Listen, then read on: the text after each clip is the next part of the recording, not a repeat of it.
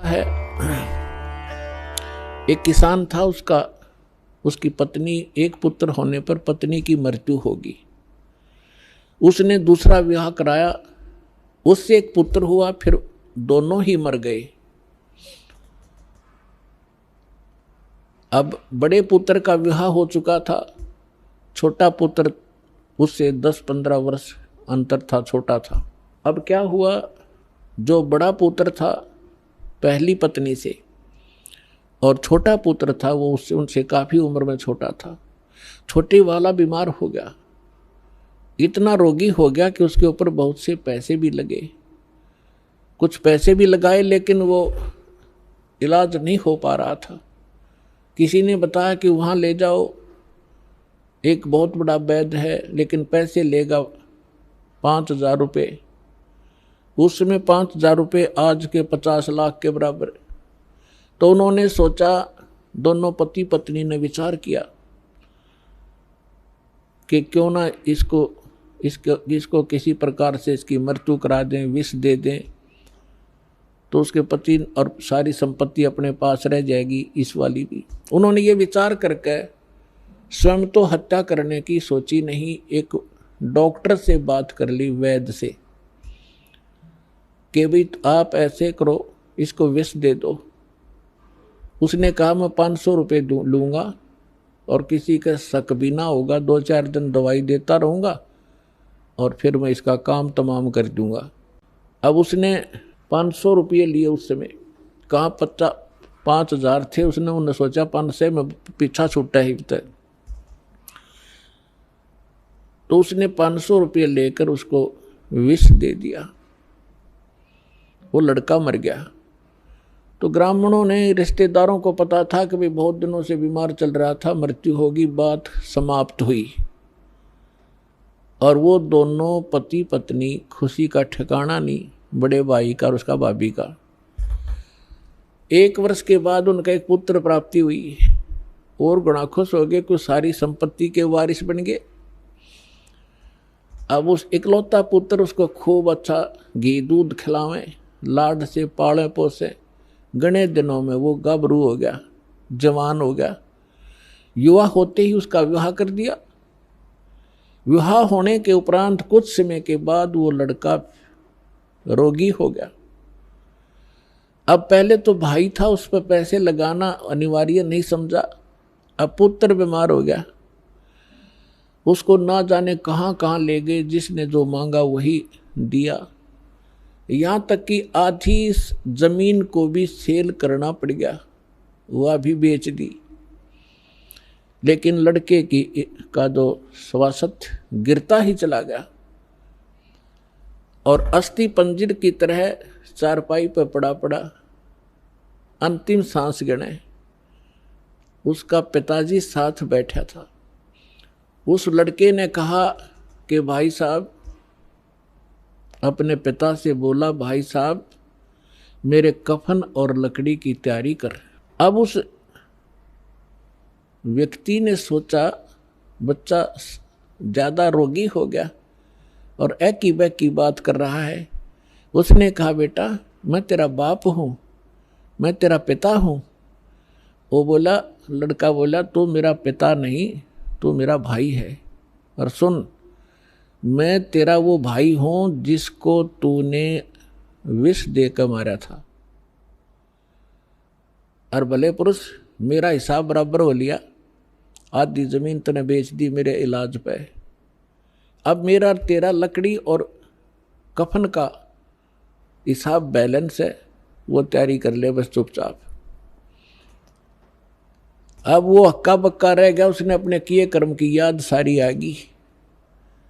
तो उस व्यक्ति ने कहा कि भाई साहब एक बात बता, ठीक है मैंने जैसा जुल्म किया, क्योंकि तो इकलौता पुत्र, आगे संतान नहीं, मेरा तो कुल नाश भी हो गया, लेकिन एक बात बता, हमने तो जो बुरा किया फल मिल गया। अब ये तेरी पत्नी है, इसने क्यों बुरा किया था, अब जिंदा जलाई जाएगी तेरे साथ, क्योंकि उस समय सती प्रथा थी, पति के साथ पत्नी को कंपलसरी जला दिया करते जिंदा। तब उसने, लड़के ने कहा कि वो वैद्य कहाँ है जिसने मुझे विष दिया था। उसके भाई ने बताया कि वो आपके 4 वर्ष बाद अचानक हार्ट अटैक होकर मर गया था। तो उसके लड़के ने बताया कि ये वो मेरी पत्नी वो वैद्य है, अब यह जिंदा फूकी जाएगी। इस दुष्ट ने 500 रुपये के लालच में ऐसा जुल्म किया था। तो पुण्यात्माओं, परमात्मा कहते हैं एक लेवा एक देवा दूतम, या कोई किसी का पिता नहीं पूतम। ऋण संबंध जुड़ा एक ठाठा, अंत में सब 12 बाटा। अब जो प्रसंग चल रहा था कि जिनके संतान नहीं है वो उनका बैलेंस खत्म हो गया है, किसी के साथ संस्कार उलझ नहीं रहा, उलझेड़ा नहीं रहा उनका। और हमारे समाज में ऐसे ये लोक वेद दंत कथा ऐसी बना रखी है कि जिसका संतान नहीं उसका के जीना, उसकी शकल भी ना देखो। अपने आत्मा जो बहन और जो भाई जिसका संतान का संयोग नहीं है, यानी वो कति क्लियर है, उनका कोई एक दूसरे से लोन नहीं है। अब लोन नहीं है तो जानबूझ कर भगवान भी लोन फंसावे नहीं उनका, वो आपको हर पहलू पर ज्ञान देंगे। लेकिन अब जिस विषय पर चल रहा है यही बताएंगे। अब जैसे क्या होता है, इंसान तो कुछ दिनों के बाद संतोष कर लेता है कि भी चलो भगवान ने जैसा संस्कार दिया हमारे भाग्य में ना होगा। लेकिन बहन उसकी पत्नी को संतोष नहीं होता। अगर होता है तो अड़ोसी पड़ोस के रिश्तेदार की माताएं बहनें आकर उसको जीर्ण नहीं देती, कोई ना कोई आकर आटपकेगी, आवेगी मनमाने कोई उधारा सामान मांगने और चर्चा चलावेगी न्यों कि बहू का कोई बालक नहीं हुआ। ये भगवान एक जातक तो चाहिए था, बता के जीना बिना संतान के क्यों कर टाइम पास करे। तो वो ना चाहते हुए बेचारी दुखी हो जाती है उनके आपस की वार्ता सुन के। तो उसको प्रबल प्रेरणा हो जाती है चाहे हुक एंड क्रुक किसी प्रकार भी बालक हो। और बालक संस्कार में है नहीं तो उसकी अंत में तड़फ उस माई की जिसके बालक नहीं होते, इससे वियोग में मर जाती है। भगवान एक मेरा संतान होती तो संसार समाज में भी सुखी होती, औरों की तरह मेरा भी इज्जत होती, वो मर जाती है। इस काल ने ऐसा जुल्म कर रखा है हमारे साथ। अब कहते हैं जिस भी इच्छा को लेकर मरता है ये काल फिर उसकी बिरान माटी करता है। उस बहन को अगले जन्म में वो कुतिया बनावेगा और फिर न्यू कहेगा ले तू नरी संतान जाम ले, 8 कट्ठे पैदा कर ले, अब छक ले पैदा कर करके क्यों दुखी हो रही थी। अब परमात्मा कहता है इस झंझट से पीछा छुटवा लो। अगर आप समाज को देखकर चलोगे भक्ति मार्ग पर नहीं चल सकते। हमने परमात्मा पाना है, सतलोक जाना है, तो जैसे भगवान रखे ऐसे ही रहना। अब थोड़ा सा यहाँ प्रसंग और बताना पड़ेगा क्योंकि प्रथम बार जो भक्त आते हैं जिनका संतान नहीं है उनको कुछ संतोष तो इस उदाहरण से होगा, लेकिन वो चिंता ना करें। यदि आपने यो उलझेड़ा करवाना है तो वो भी कर देंगे भगवान, क्योंकि आप शरण में रहना उनको मालूम है कि शरण में रहेंगे तो वो उस संस्कार को जो मालिक जोड़ेगा वो फिर अपने ही हिसाब से उनको पार भी कर देगा। जैसे आप अभी दास ने कहा था कि परमात्मा की शरण में जब आ जाते हैं भगवान फिर कहता है कि तुम मेरे अनुसार चलते रहना, फिर मैंने देखना तुमको कैसे पार करना है। जैसे सुदर्शन जी की इच्छा बन गई कि मेरे माता पिता पार हो जब बात बने। अब हालांकि उनका कोई संस्कार नहीं था, वो चले गए थे, कोई पुत्रु बन रहे थे कि गधा बन रहे थे। परमात्मा ने वो भी स्वीकार किया, बेटा तुझे पार करने के लिए मैं यह भी तेरी समस्या हल करूंगा। तो इसीलिए जिनका संतान नहीं है पर जब गणिए पहले तो कोशिश करेगा भगवान कि ना फंसे इस अड़ंगे में और नहीं मानेंगे तो फिर वह भी समस्या आपकी संतान वाली भी यहाँ खूब हल होएगी। थोड़ा सा उदाहरण दे दूँ। एक बहन, वैसे तो बहुत सी ऐसे उदाहरण हैं यहाँ पे जिनके 10-10, 15-15, 20-20 वर्ष तक विवाह होए को हो गए थे, संतान नहीं थी। अब यहाँ सत्संग सुनकर जाते हैं तो उनका मन शांत हो जाता कि ना हमने संतान चाहिए नहीं। और वहाँ जाओ संसार में, वह जानते इंजेक्शन ला दें, अब वो फिर बेचैन हो जा बहन, तो फिर आते डिमांड वो ही करे।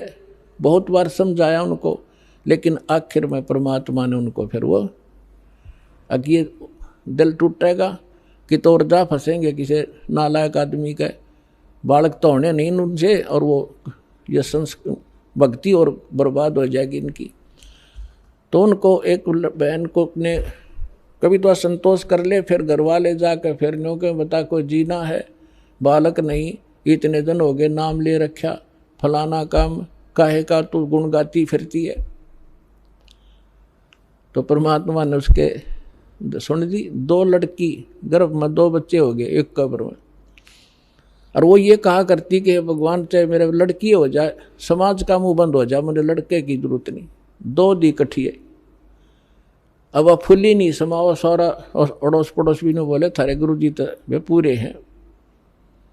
1 साल के बाद 2 और गर्भ में चेक करा ली, बोला 2 लड़की और है। अब वह चिंतित हुई, मैं खाई बोल रहा मत, इबले जो मालिक तुझे दे रहा है, अब मत बिरड़ावे।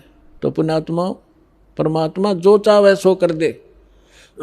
एक बार देखो पुण्यात्मा, हर तरह से हर पहलू पर ज्ञान दिया जाता है। एक बहन और उसकी सास ने नाम लिया, सास का दृढ़ विश्वास था वह बहन बेटी बालक थी। उसके एक लड़की थी, उसके बाद गर्भ नहीं रहा था, खराब हो जाता, और भी काफ़ी तरह जगह पर वो घूमे फिरे। फिर उनको पता चला तो यहाँ दीक्षा ली। जींद जब सत्संग किया करता था दास, तो परमात्मा ने दया की, उनका गर्भ रहा लड़की के, और जो जिस समय में पहले गिरता था उससे आगे बढ़ गया, 2 महीने और निकल गए।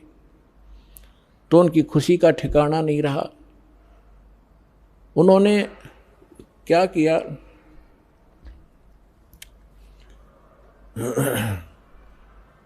जब हमारी थोड़ी सी संगत थी, ज़्यादा नहीं थी, थोड़ी संगत थी, तो किसी दूसरे उनके पड़ोस में एक और भक्त था, उसने प्रार्थना की कि आज गुरुजी हमारे यहाँ भोजन करने की दया करो। हमने कहा ठीक है बेटा बना लो। हम 5-7 भगत मेरे साथ उनके खाना खाने गए शाम को। उधर से वो भी आगे पड़ोसी थे उनकी मदद कराने के लिए, भोजन बनवाने के लिए। हमें नहीं पता वहाँ क्या घटना घटी। हम खाना खा कर आ गए। वापस आने के बाद सुबह रात को फ़ोन आया उसकी सास का कि गुरुजी से कहियो मेरी पुत्र वधू का गर्भपात हो गया और बहुत बुरी तरह रो रही है। और वहीं हो गया जब आपकी सेवा कर रहे थे, उन्हीं के दूसरे के घर में। सारे बाथरूम में ब्लड हो गया।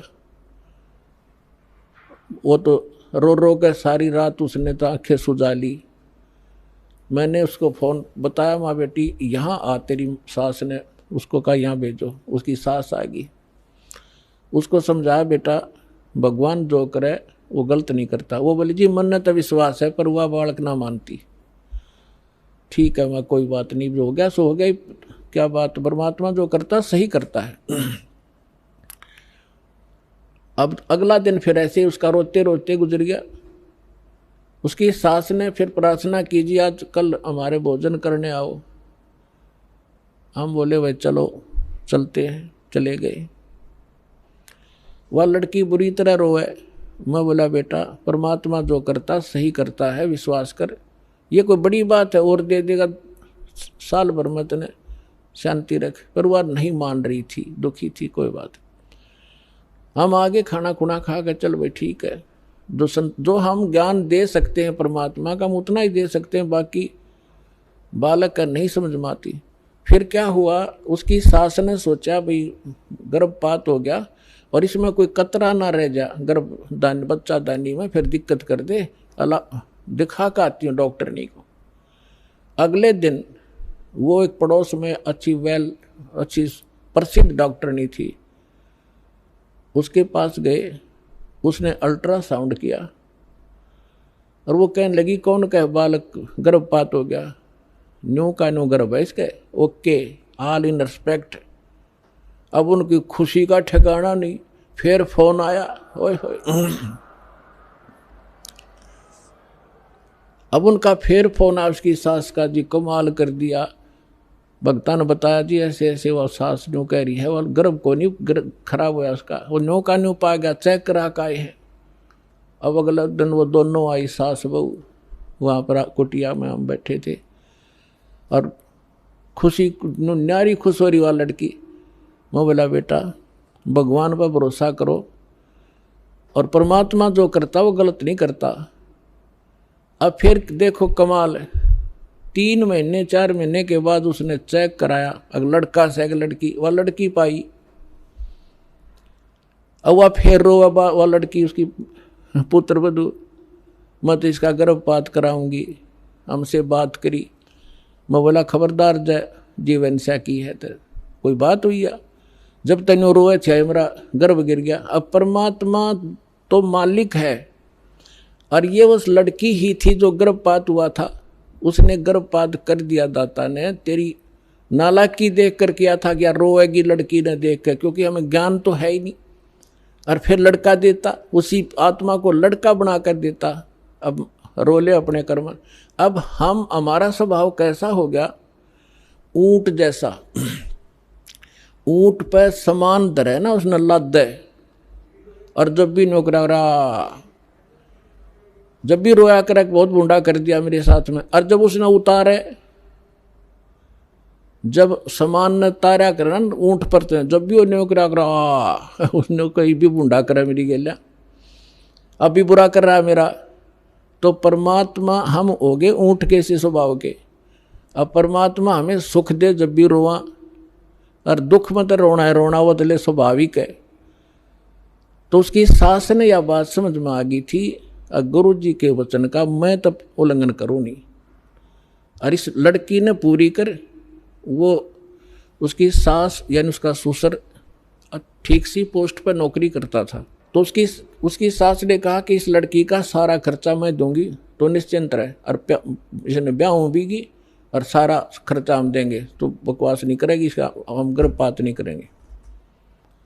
वह लड़की होगी दूसरी, और जब भगवान के हाथ में, वो तो उसके बच्चे हैं, उसकी ये मिट्टी उसी की बनाई हुई है। अब लड़का देते तो उसको उस संस्कार टाले था लड़की वाला, ले कह के मांग लिया रो रो के, और फिर रो रही है। फिर अगले बार उसको लड़का दिया। आज भी वो लड़की और उसकी सास सत्संग में आते हैं।